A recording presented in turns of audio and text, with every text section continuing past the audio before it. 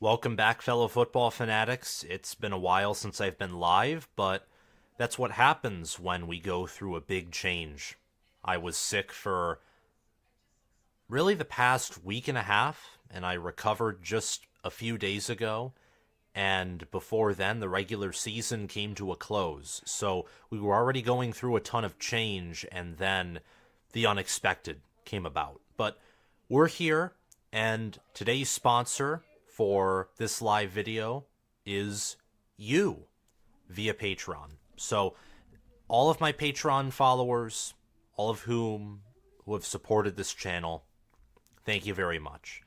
Um, I just really appreciate what we've done this season, in all honesty, and I can't wait to see even more growth. We reached 13,100 subscribers just yesterday, and I want to give a special, shout out to Justin Rogg and Crash2488, my Heisman patrons.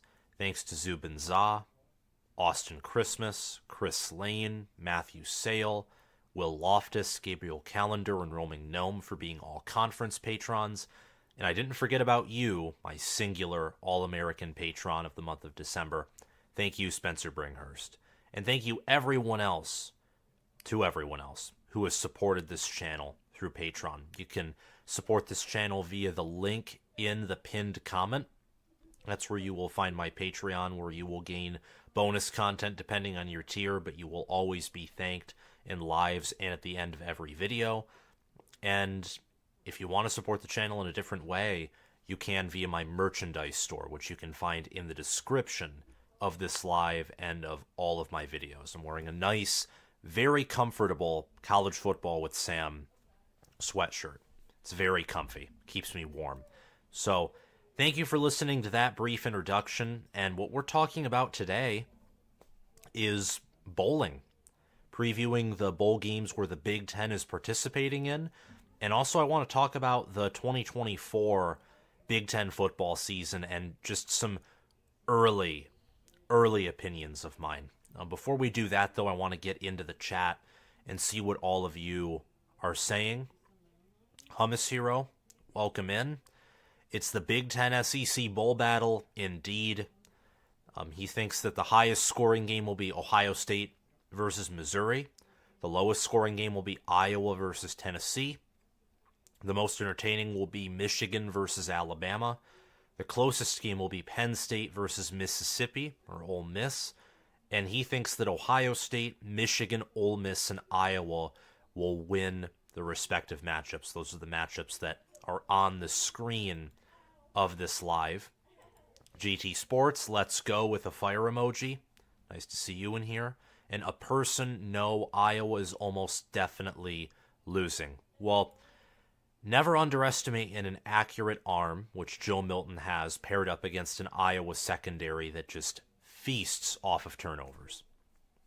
That is a combination that definitely goes into Iowa's favor. But I'm going to be talking about the New Year's Six Bowls that involve Big Ten teams. I'm also going to be going over the Sugar Bowl, Texas versus Washington, as that is a college football playoff semifinal game. And I'll also be doing a Q&A session at the end of the video, along with previewing, just briefly, some of my thoughts on the 2024 Big Ten football season. Penn State, by the way, today announced that Tom Allen, former Indiana head coach, is going to be their defensive coordinator. Andy Kotelnicki is their offensive coordinator, their new offensive coordinator. That hiring was announced about a week ago. There's been so much that's changed and so many transfers that have occurred. That's what being sick does to you, is you feel like you're very behind, but there's constant action and constant reaction in the sport of college football. So if there's anything else that I've really missed over the past week, you can let me know in the live chat. Other than that, though, I think I'm, pretty much caught up. So without further ado, let's talk about Utah and Northwestern. Yeah, we're going over the small bowl games too, but we'll spend a lot more time on the bigger matchups like the Cotton Bowl, the Peach Bowl, the Citrus Bowl, Rose Bowl, even the ReliaQuest Bowl between Wisconsin and LSU, which that is an intriguing matchup. I thought that LSU was going to be paired with Iowa in the Citrus Bowl, but I was wrong. Utah against Northwestern, that's going to be an interesting game. Northwestern is a team that has overachieved in just about every way this season. Utah is a team that, from my preseason point of view, has drastically underachieved, but that is more in relation to their injuries rather than poor coaching. I think that with a month to prepare, I think that you're going to see that Utah has the better coaching staff. I think Utah is the more physical team. It's so hard for me to pick because Utah and Northwestern are two teams that I'm not exactly an expert about, and Northwestern just finds ways to win and defy the odds, and Utah is one of these teams that you're not guaranteed to beat them unless you really blow them out. I would pick Utah to win this game. Bowling Green against Minnesota in the Quick Lane Bowl. I think that is a game where, even though Minnesota's a bad football team, they're 5-7, and Bowling Green has had their share of games, whether it's beating Georgia Tech or trying their hardest against Michigan where they've impressed. I think that's Minnesota's game to lose, even with Ethan Kaliakmanis entering the transfer portal. I think Minnesota is a team that had a lot of potential this season. They certainly underperformed, and I think they're going to make the most of a bowl game appearance where really any other year they would not have made it to a bowl game with a 5-7 record. Okay, the Pinstripe Bowl, and then after this one we get to the fun stuff. Miami against Rutgers. Miami only a 1-point favorite. The Scarlet Knights taking on the Hurricanes. Tyler Van Dyke entered the transfer portal, and he's transferring to Wisconsin. Miami is a team that's recruiting at a high level, but they just bad game management. I think a coaching staff that is below the expectation. Rutgers is a team that is making their first bowl appearance since 2021, and if we're being honest, it's their first deserving bowl appearance since I think 2014 when they went 7-5 or 8-4. I think 7-5 in the regular season. I'm going to lean Rutgers in this game. I know that Miami's good in the trenches, but Rutgers is as well, and I just think Greg Schiano's a better head coach than Mario Cristobal. That really is what it is. Looking at Missouri and Ohio State. Missouri's favored by 2.5 points. I don't think Ohio State, I haven't seen any news of any Ohio State players opting out of this game. And same for Missouri players. I think both of these teams are going to be motivated in this game. That's just my opinion. Maybe I'm totally wrong, but I think that this is a big game. You know, with the college football playoff being in full force, bowl games have not meant what they used to in the BCS and prior eras. But with this game, it's different, I think. If you're Missouri, you're 10-2, your season has already been a drastic success. You've exceeded expectations. An additional win here is just not only icing on the cake, but you beat the Big Ten's second best team. You took down a giant. Ohio State is a blue blood. Ohio State has consistent success. They're the most consistent and successful program since World War II. They're the cream of the crop. And Ryan Day is an elite head coach, and I believe, I could be wrong, everyone who can play, who hasn't entered the transfer portal, will be playing. So Emeka Egbuka, maybe Marvin Harrison Jr., Travion Henderson, Tyleik Williams, Mike Hall, Denzel Burke, all of the stars who before NIL or just in as recently as 2021 or 2020 would have opted out of a standard New Year's Six Bowl, they're playing in this one. And the biggest question mark for Ohio State is Devin Brown at quarterback. That's Ohio State's biggest question mark, is their quarterback room. And Devin Brown didn't look as good as Kyle McCord did for much of the season, but with a good supporting cast, a elite coaching staff that has a month to prepare, and a defense that, along with Michigan and Penn State's and Iowa's, was among the top 4 defenses in the country, this is going to be a tough ask for Missouri. It really will be. But Missouri has Brady Cook, they have Cody Schrader, they have Luther Burden, they have good corners, good defensive ends. Missouri is a team that has thrived in close games this season, in competitive matchups. They played it close with Middle Tennessee State, only winning by 4. They beat Kansas State by 3. They beat Memphis by 7. They played it close with Vanderbilt until pulling away late. The Tigers did. They played their Tiger counterparts in LSU and lost by 10, but 7 of those points came off of a late pick 6. So really they were driving and losing by 3, and then they made a mistake, turned into a 10-point loss. They beat Kentucky by 17. They beat South Carolina by 22. They lost to Georgia by 9. They crushed Tennessee. They beat Florida by 2, getting a 4th and long conversion, and then they smashed Arkansas. Missouri is a team that knows how to win. And for Ohio State to potentially lose this game would be disastrous. It would be another top 10 loss for Ryan Day, who, look, he has a great record against top 25 teams, a good record against top 10 teams, and I'd say the typical record against top 5 teams, a losing record. To lose to Missouri would leave a bitter taste in the mouth of Ohio State football. It really would. I don't think Ohio State can afford a loss here. I think a loss here would be abject humiliation. Ohio State, based off of talent and coaching and just current starting roster potential, has no business losing this game. And Missouri's favored, or 2.5-point favorite. Ohio State lost as an underdog to Michigan early this season, final weekend of November. But this Michigan team's the number 1 team in the country in every poll, in every power ranking, and in the college football playoff committee rankings.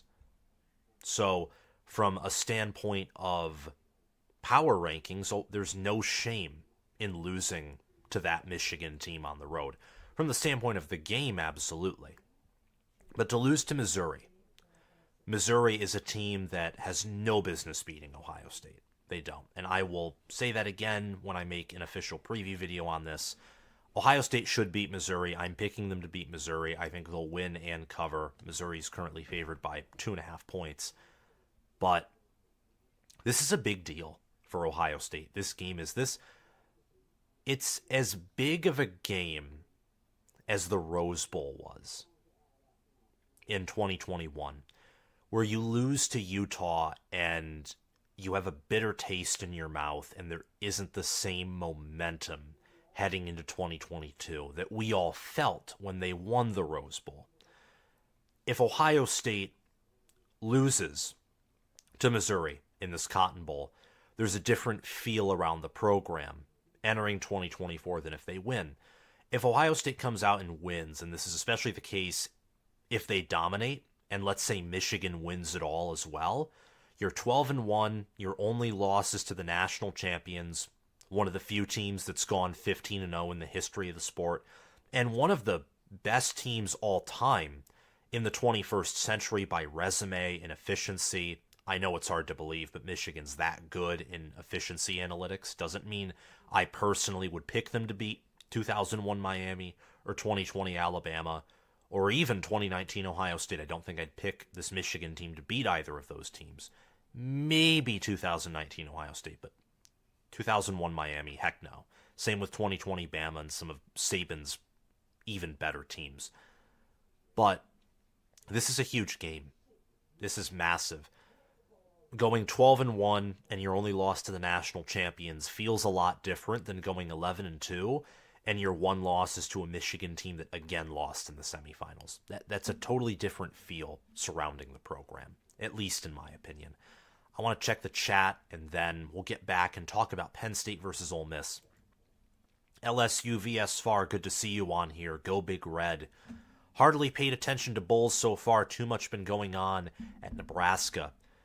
It was a shame in my mind that Matt Rule couldn't earn commitments from Kyle McCord and Julian Fleming, along with Dylan Raiola, who, from what I understand, made a silent commitment to Nebraska on his Friday visit. You would have had a loaded quarterback room, one of the best quarterback rooms in terms of depth and starting caliber of talent and experience, likely in the whole Big Ten. Your future would have been great, and you would have found an X-factor wide receiver, at least by Nebraska standards. By Washington, Texas, Ohio State standards, no. But from what Nebraska has had, Fleming would have been a weapon. There's been a lot going on at Nebraska. I said last week that specific week was the most important week of Nebraska football in the Matt Rule era. The Dylan Raiola commitment is a must now. That cannot go south, because losing out on McCord and Fleming, who's likely going to Penn State — McCord just committed to Syracuse today — that's a big deal. I mean, I was ready to put Nebraska, or considering putting them in my preseason top 25 if they had McCord, Fleming, and Raiola, given how they've looked physical this season and what they return next year, especially when you look on the injury front. Don't get me wrong, Alabama is scary, but after they beat slightly overrated Georgia, all their close games and glaring weaknesses suddenly didn't happen, according to most people. This Alabama team is not the same as previous Alabama teams, and I love to say this to all SEC people watching this channel. I don't know how many of you are out there. Power rankings have consistently said all year that the SEC is an overrated conference. In ESPN's FPI, and even in the JP poll, and Josh Pate is someone who, understandably so, loves the SEC because they win everything every year. The JP poll, for the most part, has not had an SEC team at number one for a significant chunk of the season. FPI has not had an SEC team number one for the entirety of the season, outside of maybe 1 or 2 weeks where Alabama was number one, and then when Texas beat them, they fell all the way down. If Michigan doesn't beat Alabama, what does it say about Michigan as a program? It says that if Michigan can't beat Alabama, and maybe I'm wrong in saying this, I think it says that Michigan is a regional program still. This Alabama team, here, let me pull this up for all of you while I'm talking. Look at any statistic, and not just a singular statistic, but a catalog of analytics. Michigan owns Alabama statistically in literally almost everything outside of passing offense and strength of schedule. And I think strength of schedule to a certain degree is an overrated metric anyway. If you have a weak strength of schedule, but you are pwning teams left and right, you're going to pwn teams left and right in bigger moments. I mean, the whole talk about Michigan this season is, they haven't played anyone yet. It's going to come to their disadvantage. Beat Penn State. They beat Ohio State. Look at Clemson in 2018 and 2019. They played no one in the regular season. And 2018, Clemson owned Notre Dame. They owned Alabama. And in 2019, they beat one of the most complete teams in the 21st century in Ohio State. I've compiled 136 statistics from TeamRankings.com, and about 10 of them are also from ESPN's FPI. Out of all 4 playoff teams, Michigan is first in 71 categories. So in over half of all statistics, Michigan is first. Washington is first in 21 of those categories. Texas is first in 31 of those categories. Alabama is first in only 15 of those categories. When you look at Michigan and Alabama by themselves, Michigan leads Alabama in 111 out of 136 statistics. These range from penalties to special teams offense to total offense to rushing defense, special teams defense, turnovers, FPI, offense and defense by quarter, scoring offense, scoring defense, you name it. If Michigan loses to this Alabama team, they're a regional program. This is not a 2020 Alabama. This is not even 2019 Alabama. When they were healthy, they were one of the best teams in the country. This is... I've got to be careful how I say this. This is a weird Alabama team. This is an Alabama team that quite frankly relies, and this is going to sound stupid because I'm really tabbing it as anything but a compliment, but at the same time it is a compliment. This is an Alabama team that relies on their sheer talent and athleticism and GOAT coaching to win games. Now you may say, well, isn't that what Alabama does every year? Well, to a certain degree, yes. But also, this Alabama team has glaring weaknesses. Their offensive line is much better than it was at the beginning of the year. They still only ran for 2.4 yards per carry, I believe, my memory serves me correctly, on a Georgia D line that is not good at stopping the run, to be honest. A Georgia D line that has struggled to tackle, that's struggled to keep gap integrity, etc. Alabama allowed 4 sacks to a Georgia defense that can't rush the passer. Alabama, literally all season long, has relied on deep shots to win games. That's not a reliable strategy. I love Jalen Milroe. Alabama's deep shots would be a reliable strategy if Milroe could throw the short and intermediate pass, which he has struggled to do. Again, athleticism, speed, raw talent, elite coaching that hides weaknesses very well. Also, Alabama's defense is not a top 5 defense. It has the reputation of being elite because of players like Dallas Turner, Kool-Aid McKinstry, Malachi Moore, Trey Amos, Caleb Downs, Jaheim Otis. I don't know all of their defenders' names, but I will know all of their defenders' names by the time the Rose Bowl swings around. But I'm familiar with Alabama. Their defense is great. It's a near elite, maybe elite defense, but I don't know. There's something about their secondary. There's something off defensively about them. They're not perfect. And no unit, no defense, no offense is perfect.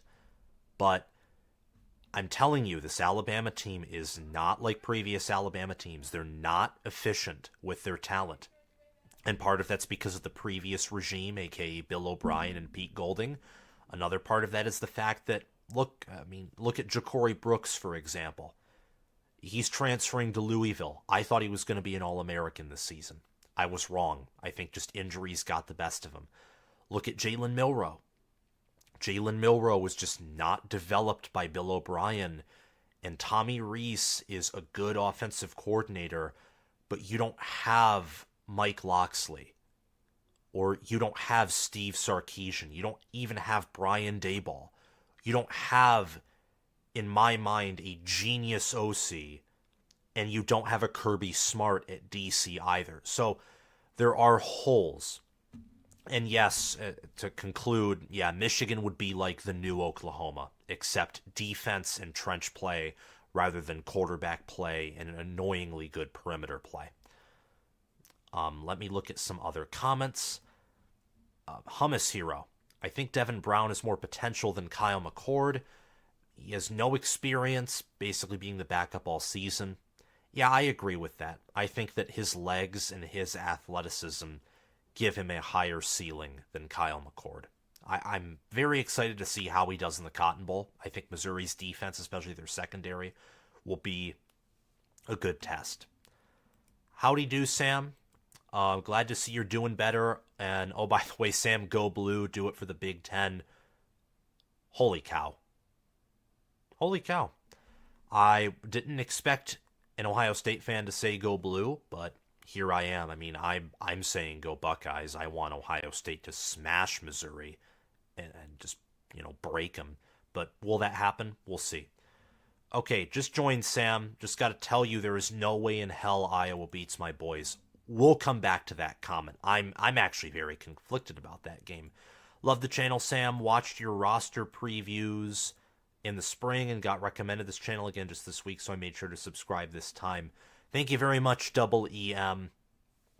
There will be tons of previews for 2024 because I'm trying to have a massive 2024 year. Okay, Zach Scout, this is going to be the final comment, and then I'm going to get back to the New Year's Six Bowl previews. How's your reaction to MSU's situation in the preseason? I'll get to that later in the video. I'm going to be talking about that. There's some other comments here. I'll be right back, guys. I got to get something. So it's really what it is I forgot to plug in my laptop. So I'll be back really quickly. Sorry about the interruption, but I got to make sure that, the stream doesn't die on everyone. So I'll be right back.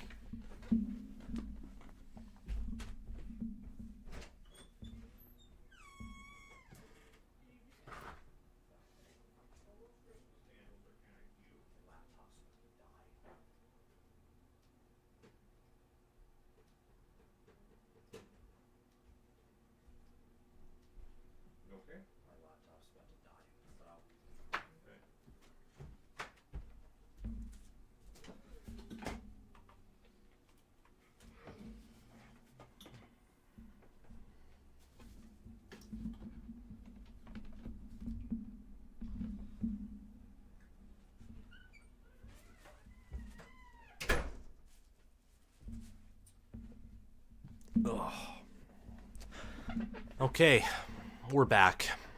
We are back. Speaking of which, Texas is back. It's something that I said in the preseason, but I didn't expect them to be that far along in their process. I thought that Texas was going to have 2 losses and be out of the playoff picture by the Big 12 championship game. That's not the case. But in the preseason, to my credit, I picked them to win the Big 12. They did.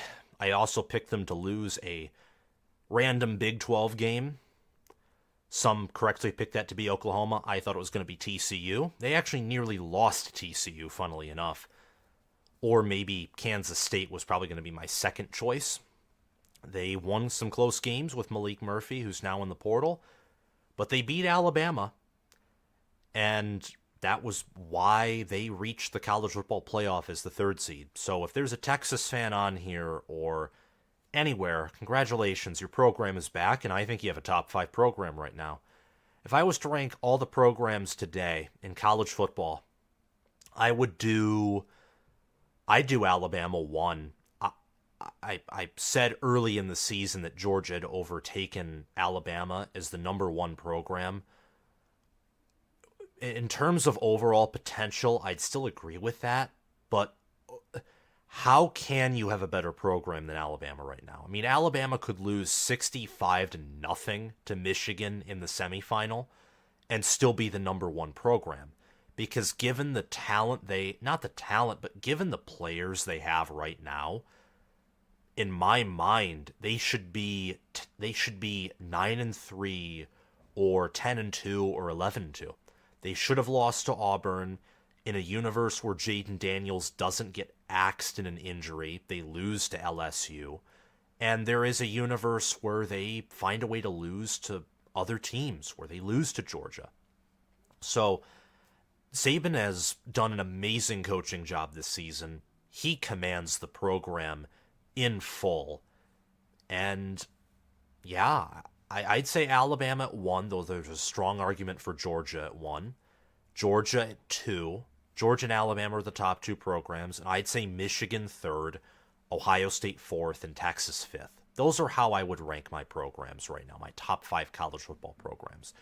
There's another program, though, that's very close, and they've made some good coaching hires. They're using the transfer portal right now, and they've recruited at their highest level consistently under their current head coach, being James Franklin. Penn State against Ole Miss in the Peach Bowl. That, in my mind, is probably going to be the most entertaining New Year's Six Bowl. Outside of maybe Alabama, Michigan, and Washington, Texas, I believe that the college football playoff semifinals are going to be entertaining this season. And analytics would say that's going to especially be the case with Washington and Texas, who analytically, Texas is power rated by a lot ahead of Washington. But if you take away the power rankings and the team talent composite, they're pretty even Steven. For Michigan, Alabama, the team talent composite actually helps Alabama because Michigan analytically is decisively better, but they don't have the same amount of 5 stars and they don't have a Nick Saban as their head coach. So I'm excited for the New Year's Six Bowls and for the college football playoff matchups. In fact, I will be attending the national championship game in person if Michigan plays in it. But Penn State, Ole Miss, talk about a game that can be momentous. Once again, like the Cotton Bowl, but in a different way. It's different because the situations are not as dire. They aren't. For Missouri, you aren't viewed in the same tier as Ole Miss is. You don't have the Lane Kiffin posh smugness factor. You don't have that. You're Missouri.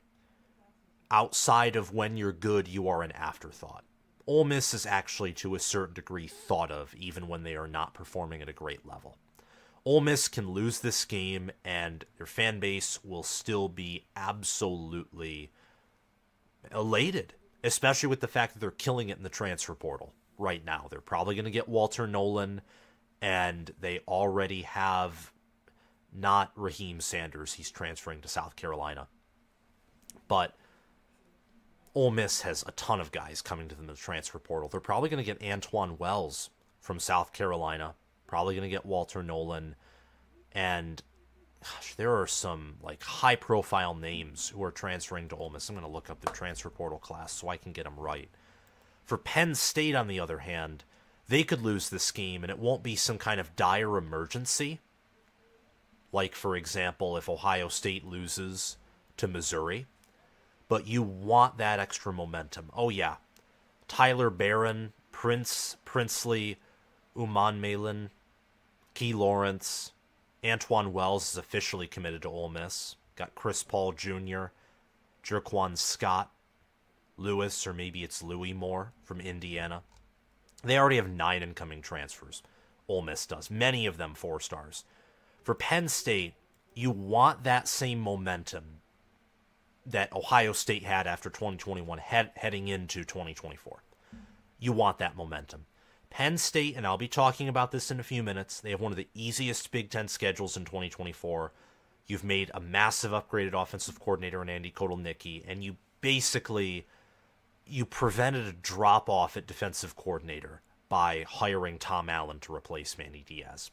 I'm impressed with James Franklin's moves for what will be the 2024 preseason so far. We'll have to see how he uses the portal, but Penn State's already picked up 2 transfer portal commits. Michigan and Ohio State have yet to pick up a transfer portal commit, so those are all good things.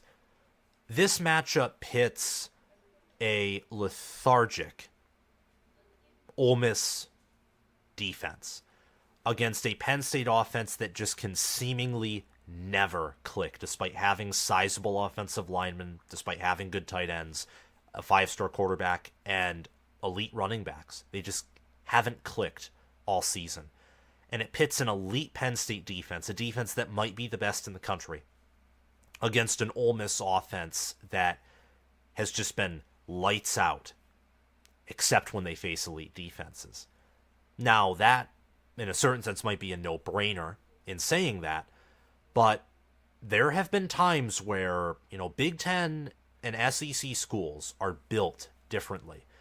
That this isn't me saying that the SEC is automatically better than the Big Ten, but the styles of ball are different. So Ole Miss's offense has struggled against Alabama and Georgia, but maybe with their different athleticism and with the weather and some other factors, they somehow blow Penn State's defense wide open. This is an intriguing matchup. But I'm not going to spend the same amount of time with the Cotton Bowl just because I think there's more. I don't know. I think this will be an entertaining game, but I think at the end of the day, Penn State's more physical. And I think Penn State, their weakness is their offense. Ole Miss's is their defense. And Penn State's defense is better on a relative scale than Ole Miss offense is relative to the average to their average on both sides of the ball. That was messed up. I'm sorry. And Penn State's offense is better than Ole Miss's defense. And Penn State also has a better special teams unit than Ole Miss's. Penn State really is better at every position except for wide receiver, tight end, quarterback. Running back, I'd probably lean Ole Miss, but you could make an argument that Trey Potts, Nicholas Singleton, and Katron Allen are better than really what is a one-man wrecking crew with the Ole Miss Rebels in Quinshon Judkins. Penn State's better everywhere defensively. They have the much better offensive line, and they have the better special teams. So I think that Penn State's going to win that game, and I think they will decisively win in that matchup. The Music City Bowl between Auburn and Maryland, I think Auburn is going to win that game. I think that their run game and a passing game with limited efficiency against a defense that is just awful, and then you pit Talia Tagovailoa and Maryland's offense against a defense that's susceptible, but one that I think with a month of preparation will be able to handle a team of the talent of Maryland. I like Auburn in this one, and I think it's understandable that they're favored by 2.5 points. Now we're beginning to get on to the fun stuff. This is New Year's Day. Wisconsin versus LSU, Iowa versus Tennessee, and Alabama versus Michigan. That's the New Year's Day slate for Big Ten games. And then we'll also talk about Washington and Texas as well. Don't worry. We'll definitely get to that. I think that everyone's picking LSU to beat Wisconsin. And as much as I think that when everyone's picking one side, it's a red flag, maybe I might change my mind on this. I want to study these matchups more. Again, this is kind of an early bowl preview. The only matchups that I've really studied here are Alabama, Michigan, and Texas, Washington. To a certain degree, I'm somewhat blind on how these matchups would occur.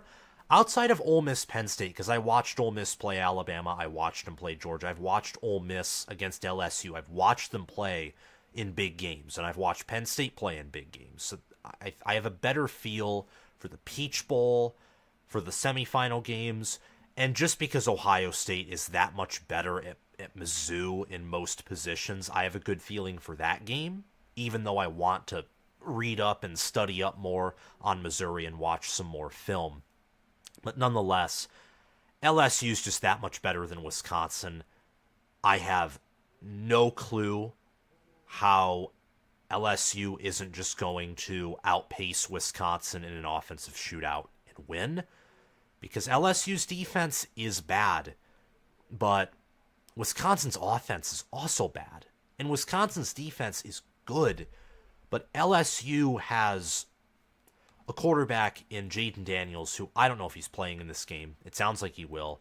He's going to break a record in NCAA passer rating. He has over 1,000 rushing yards. He has a 10-to-1 TD-INT ratio. And depending on how he does in the bowl game, he could also break the record for a quarterback rating in a single season, I believe. So LSU and the points, I think they'll win by double digits. Iowa against Tennessee is intriguing. Both of these teams are actually more similar than you'd believe. Tennessee, they like to be up-tempo and fast, but they're more defensive than offensive this year. They're favored big time, and I know that one of my subscribers and commenters is not going to like my opinion. P in the comment section. I think there's a good chance Iowa wins this game. I do. But I have a very hard time picking Iowa to, come in and win when you have Deacon Hill at quarterback. And Iowa's only played two teams that are better than Tennessee, Penn State and Michigan, and they got owned by both of them. And one of their losses to Minnesota, Tennessee would beat Minnesota, I think, by double digits. They beat Minnesota by anywhere from probably 10 to 24 points. So I'm going to pick Tennessee to win, but I will pick Iowa to cover. I think that's going to be a close game. And part of me almost wants to pick Iowa to win because I think that's going to be a close game, and all Joe Milton has to do is make one inaccurate throw. And Sebastian Castro or Xavier Nwankpa will find a way to pick it off in one way or another. But I'm going to lean Tennessee to win here. And this is kind of reflecting something of my opinion as well. The SEC this year, I think, is the deeper conference than the Big Ten. But I think the Big Ten's 3 best teams are better on average than the SEC's 3 best teams. The SEC's 3 best teams are Georgia, Alabama, and depending on whether you believe power rankings or purely resume, it's either Missouri or LSU. I don't think Ole Miss is better than LSU or Missouri. I know that Ole Miss beat LSU head-to-head, but that offense just gives LSU a ceiling that I don't think Ole Miss necessarily has. The Big Ten's best 3 teams are more obvious. It's Michigan, Ohio State, and Penn State in that exact order. And I think that Ohio State and Michigan are better than the SEC's best team, which is clearly Alabama here. And that leads me to the Rose Bowl. Taylor Lewan picking Michigan to win by double digits guaranteed, I think could be foolish, but I also think that he has a point. I'm probably not going to pick Michigan to win by more than 10. I'll probably pick Michigan to win by 3, 4, or 7 points. But I'm going Michigan to win. And the reason that I'm doing that is because I can apply the same test and the same circle of logic to Michigan winning the Rose Bowl that I can for Michigan beating Penn State and Michigan beating Ohio State. I can do that. And what that test is the analytics test. Who's better analytically? Who, Sam? Who is better analytically? Well, I can tell you who's better analytically. You look at scoring offense, and Michigan is wildly better than Alabama in every category except red zone scoring percentage and offensive point share percentage.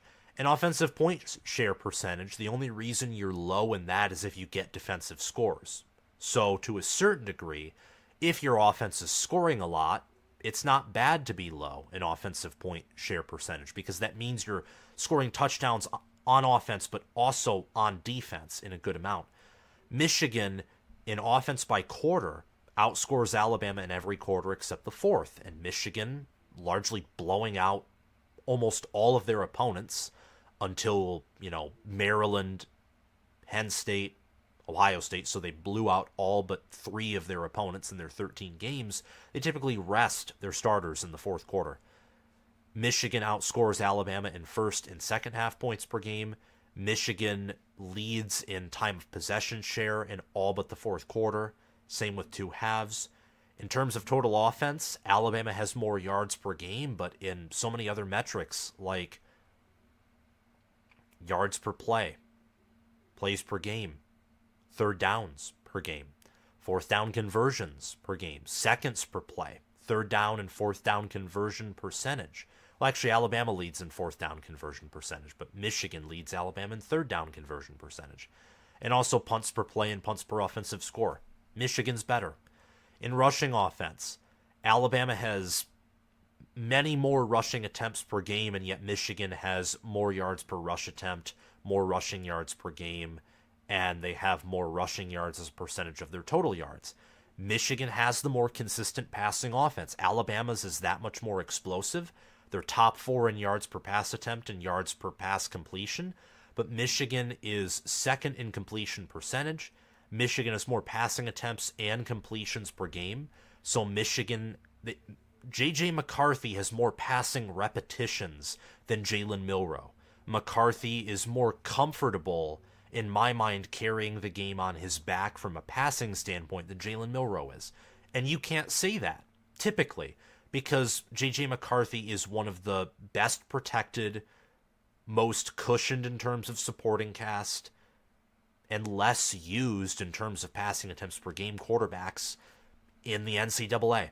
And yet Jalen Milroe is used even less. The difference is Milroe has a better deep ball in terms of accuracy and arm strength, and Alabama has better receivers. That's the difference. And I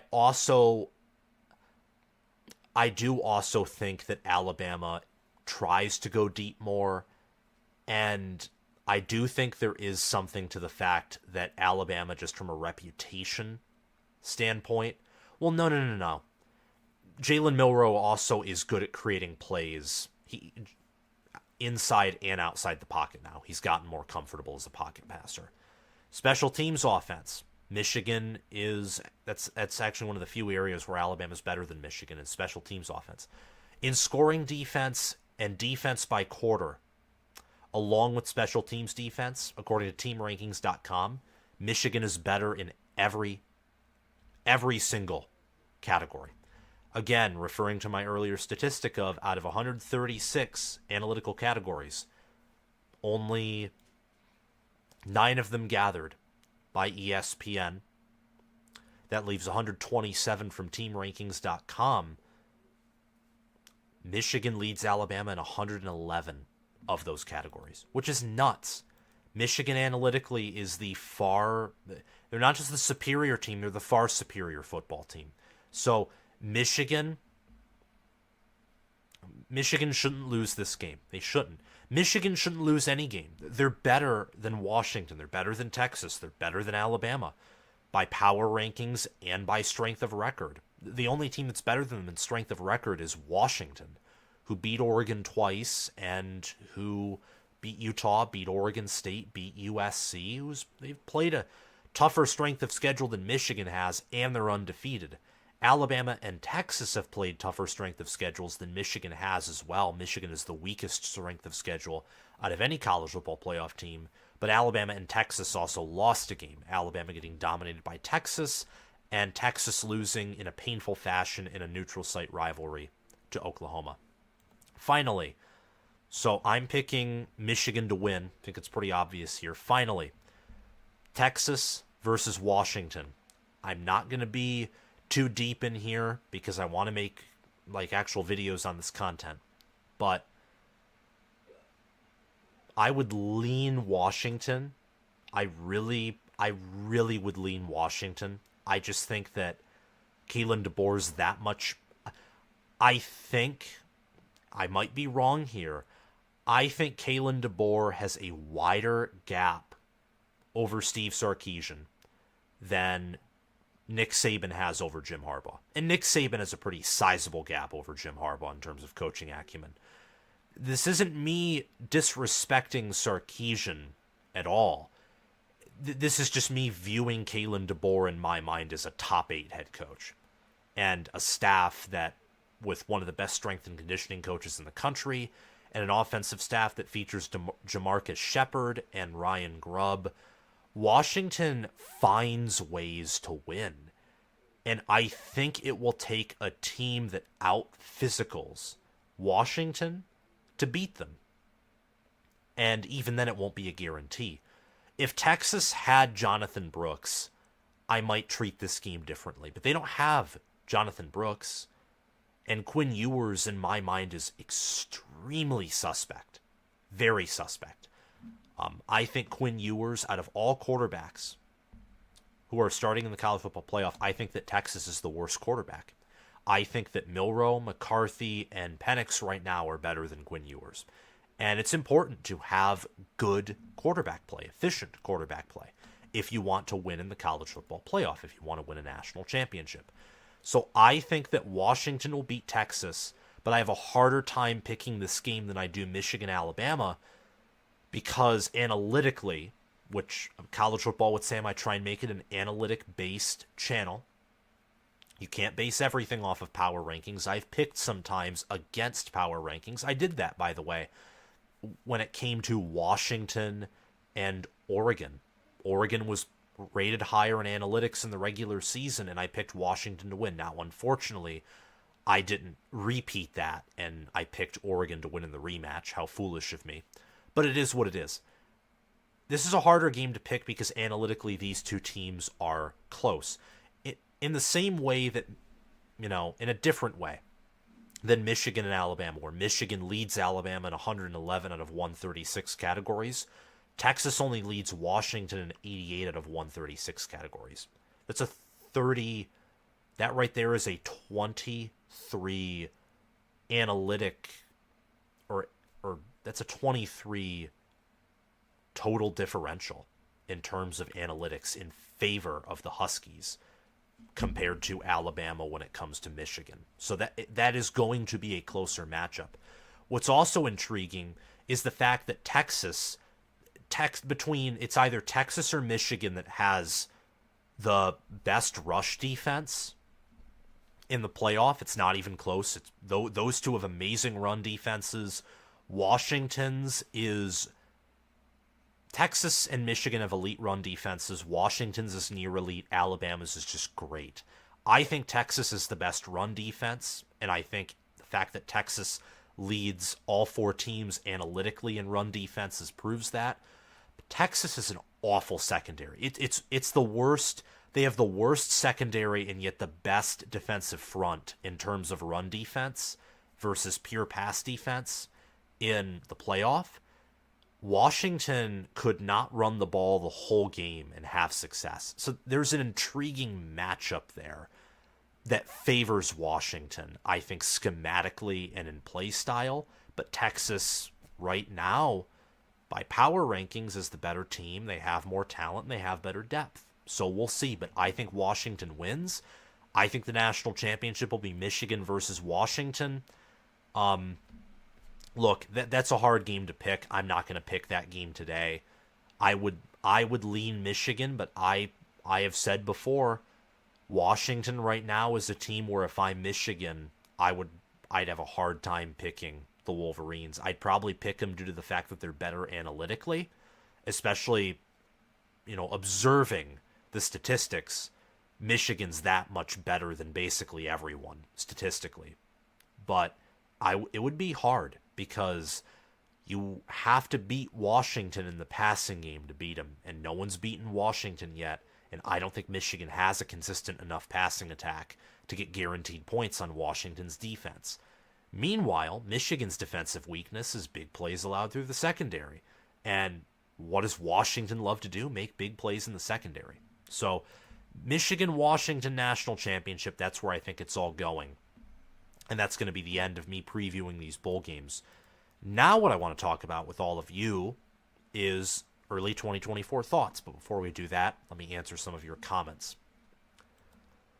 Emil Robinson. There's a 50-50 chance if Raiola doesn't start next season, he will play for Nebraska. Raiola is, this is just for future reference, spelled R-A-I-O-L.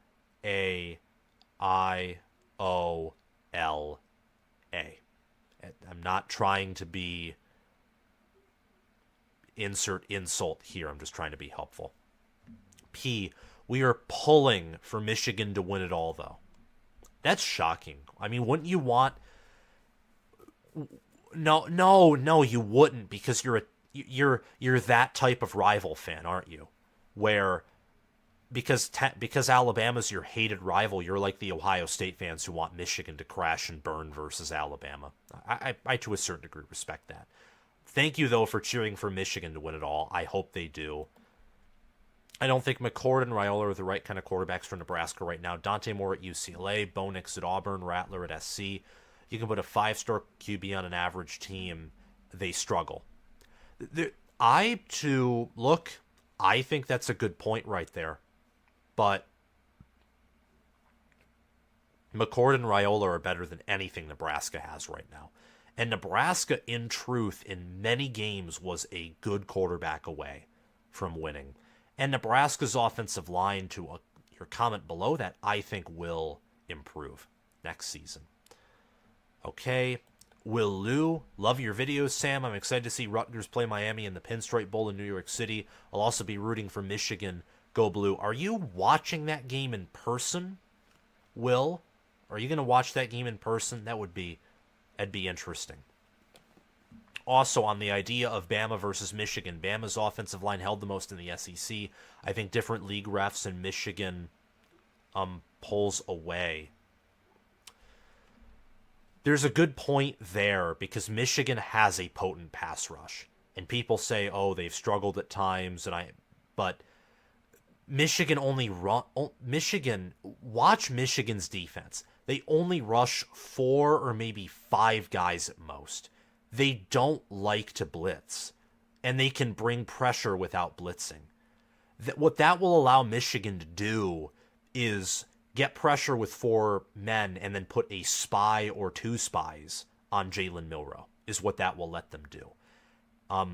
That's a good point, though. I didn't know that they held the most in the SEC, and I wouldn't have guessed that necessarily. Although, in terms of penalties, I'm going to go back to my little fancy spreadsheet here. In terms of penalties, Washington is the least disciplined team in the playoff by a mile, but Texas and Michigan are more disciplined in terms of penalties than Alabama is. But yeah, Washington is just penalty city. I mean, Washington in every category relating to penalties is outside of the top 90 according to team rankings. I mean, they're not only are they not a disciplined team, they haven't played disciplined teams in terms of penalties. They haven't. And I don't know how well that will bode them in the playoff. That's actually a factor where part of me is thinking maybe I should pick Texas to beat them. But I have about a week really to do that because I'm going to be making early Michigan versus Alabama and Texas versus Washington videos for this week, but I won't be making score preview and predictions until next week, which is a week before those games really begin, if we're being honest. Let me check the chat a few more times. Michigan will not beat Alabama, says Jay Ramos. I respect that opinion. Why do you think that's the case, though? Apparently, Harrison Jr. was offered $20 million in name, image, and likeness to stay. He could get another $20 million plus next year after he goes to the NFL. He could have over $40 million in 2 years. My goodness, man. Hopefully he saves that money and doesn't spend it on, like, extravagant things. He could save that money, invest it in his future family. I'm assuming he's going to have a future family. If he stays, that's honestly awesome. Ohio State needs as many of their stars to return. There's a lot of people saying that he'll come back, but I doubt it. If he was offered $20 million in NIL to stay, he's staying. He's staying. If you can earn 8 figures playing college ball with another chance to beat Michigan, which can feed your football pride and reputation, you're doing that. If what you said is true about the NIL, he's staying. Easily. Likewise, there's no shame in getting leveled by Bama. There's no way there's Michigan nor Bama is leveling each other, and if one team was to do the leveling, I would say it's Michigan, just judging on how these teams have played. Okay, as a UW fan, welcome back, Marcus Sutton. It's good to see you on here. Their discipline is the worst in the country in terms of penalties. Good show, Sam. Thank you again from the West Coast. Go Dogs. Go Dogs. I'm rooting for the Washington-Michigan national championship game because Washington is a future Big Ten team, so that in a certain sense that'd be an all Big Ten national championship, which would just be absolutely awesome.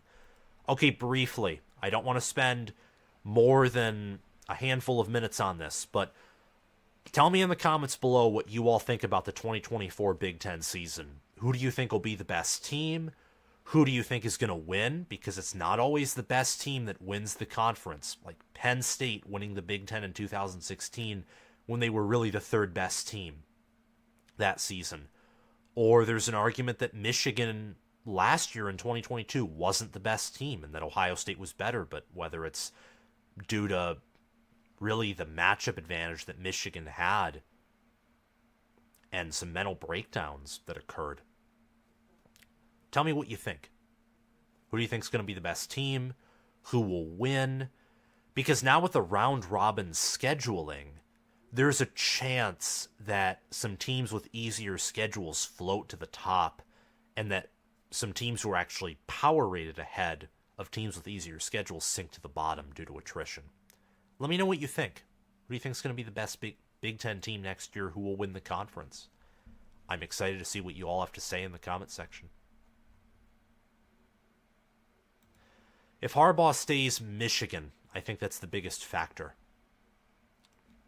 And no Marcus Sutton, there are not divisions in the Big Ten anymore. It's all a round-robin schedule of 18 teams. I probably won't pick Michigan to win it all next season, but in terms of power rankings, I might have them preseason not number 1 overall, but number 1 in the Big Ten. Michigan is right now the deepest team in the Big Ten. They're the team in the Big Ten with the highest ceiling. They have, in my mind, after watching Michigan and watching Ohio State this season, I genuinely think Michigan has the better offensive staff. I just think that Ohio State recruits a lot better on offense, and that's a big difference. And I think Michigan has one of the best defensive staffs. I think Iowa barely edges them out defensively due to Phil Parker, although I think Michigan is the better assistants, position coaches, and Michigan is the best head coach. Those are all wonderful things. Also, they have the best strength and conditioning program.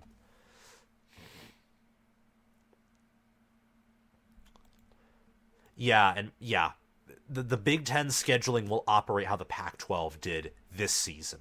That's how the 2024 and future Big Ten schedules will work. Yeah. I can tell I haven't been live in a while, but it's okay. What I'm thinking right now in terms of the 2024 Big Ten schedule and of really 2024 Big Ten football, what I'm thinking is Oregon, Michigan, Ohio State, and Penn State. Those are the 4 teams in my mind out of 18 teams. Those 4 I think are going to have the potential to win the conference next season. And with what Washington did this season, I don't want to necessarily count them out either. I thought they would go 12-1. They went 13-0, so they somehow exceeded my expectations, and I was one of the highest teams on I was one of the highest people on Washington in the preseason. So much so, I didn't mention this to people, but I actually got mentioned in a Pac-12 Sports Illustrated article talking about my Pac-12 preview and predictions. That was a pretty awesome achievement. But yeah, I think it's between Oregon, Michigan, Ohio State, and Penn State. And Penn State has the easiest schedule out of all of them. I'd say the team with the best coaching would be Michigan. The team with the best talent would be Ohio State. The team with the best, and by talent I mean high school talent, I mean recruiting talent. Oregon, though, would be very close behind. It's so difficult. Oregon could win the Big Ten, but they play both Ohio State and Michigan. And there's just Ohio State and Michigan. Michigan's going to be on the road. Wisconsin will be on the road in November. I think all the Pac-12 teams to a certain degree are going to have a wake-up call. I think Oregon and Washington could weather the wake-up call and win in spite of that. I think USC and UCLA are probably doomed based off of play style, but I could be wrong. I'd say, narrowing it down, it's between Michigan, Ohio State, and Penn State. Michigan play these teams: Texas, USC, Ohio State. They play 3 blue bloods in the same season. 2 of them will be in conference. And they also have a home game against Oregon and a road game against Washington. It's a tough schedule. Ohio State plays Oregon on the road, Penn State on the road. They host Michigan. 2 blue bloods. Well, technically 3. Nebraska's a blue blood, but they host Nebraska. That could be an interesting game, depending on how much momentum Nebraska gets. Michigan is the toughest schedule out of what we would technically consider the big 3 in the Big Ten right now. And they're losing a ton. and Michigan will likely be suffering through some attrition due to their tough schedule. Penn State, they get Ohio State at home. Their toughest road game is literally going to be at Wisconsin or at West Virginia, maybe at USC or at Purdue, but probably at USC, although at that point it'll be in October, so California won't be too blazing hot. Be at USC, at Wisconsin, or at West Virginia will be their toughest road game. That pales in comparison to at Ohio State or at Washington for Michigan, or at Oregon or at Penn State for Ohio State. Penn State hosts Ohio State. They host Washington, who will probably be the two best teams on their schedule next season, at least from my early preview. Way too early preview. I think that it's going to come down to way too early, but I like Penn State to be top 2 or at least top 3 in the regular season.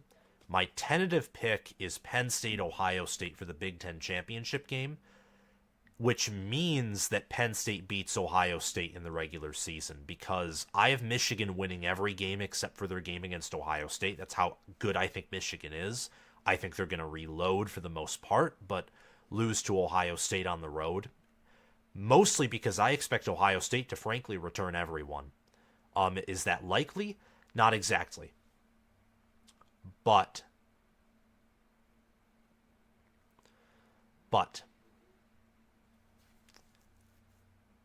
with that whole NIL rumor, with Trainum entering the portal, which likely means Henderson's coming back, there's a chance that everyone who's eligible that's an NFL star but has college eligibility could return for Ohio State. That could be a preseason number 1 team.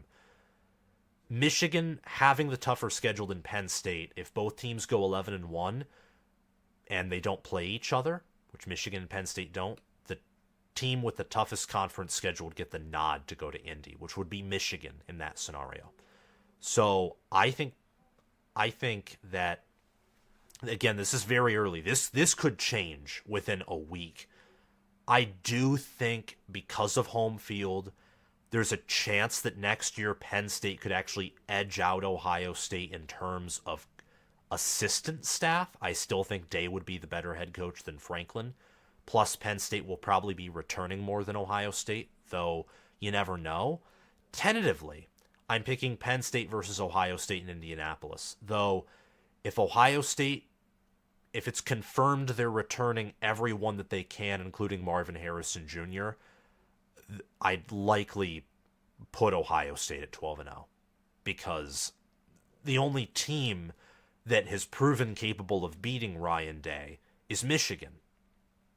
And the only reason I picked Penn State just right now to beat Ohio State in a way too early, don't listen to this preview, is because I like what Penn State did in assistant pool. And for now, I have to assume, even though it's against my own prediction, I have to assume to a certain degree Ohio State's going to be losing some talent both via the portal but also to the NFL that I don't know if Penn State will lose. Okay, let me see. I like Washington's schedule for next season. I'm interested in how travel will affect the teams traveling a lot. I think Michigan and Washington will be my top 2 for next year. That'd be interesting if a Pac-12 or former Pac-12 team would immediately be top 2 in the Big Ten next year. I would argue that if Michigan's staff could recruit, they would be the first modern three-peat. With their recruiting being so far behind and their results being what they are, Harbaugh would be nuts. Yeah, Michigan, I think that adjusting for talent, Michigan is the best developmental program in the country. Outside of maybe right now Georgia. I mean, what Georgia did in the 2022 and 2023 NFL draft, and also what they're probably going to do in the 2024 NFL draft, is impressive, even with where they recruit. Michigan is elite at developing. I also see you're a huge fan of Harbaugh. The only thing I'm worried about is the new Big 10 and 12-team playoff taking the passion away from the game because Michigan and Ohio State could play each other 3 times in a year. The ramifications, Chimichanga guy, for a single game will not be the same, and I hate that. I think the passion's going to increase, in my honest opinion, because think about it. These two teams genuinely hate each other. So if you if let's say Ohio State loses to Michigan next year, 2024, and they rematch a week later in Indy, and Ohio State wins in the rematch, how awesome is that? And then they rematch for a third time in the playoff. That's like legend stuff. That's like Coach K's retirement. That's like the Coach K retirement run, and they bump into North Carolina after facing them. I mean, that's legend stuff, honestly. So I don't think the passion will be taken away, but the ramifications for an individual game, absolutely. Like, there will never be another edition, likely, of the game like the one that we saw this season in terms of absolute winner-take-all ramifications. There won't be that again. That I care less about compared to the sheer passion and rivalry, but it will be missed. I don't usually hate, but I hate Oregon. Duck the Ducks, they were exposed this season by UW in the championship. They were. Losing to Washington twice is humiliating for Dan Lanning in a single season. And he's 0-3, actually. 0-3, Dan Lanning is against Kalen DeBoer. Those are my early thoughts. I think Oregon, Michigan, Ohio State, and Penn State are going to be the top four in the Big Ten. In the tier below them, this is where it gets interesting, because anyone could fit in that second tier. I'm going to put Washington,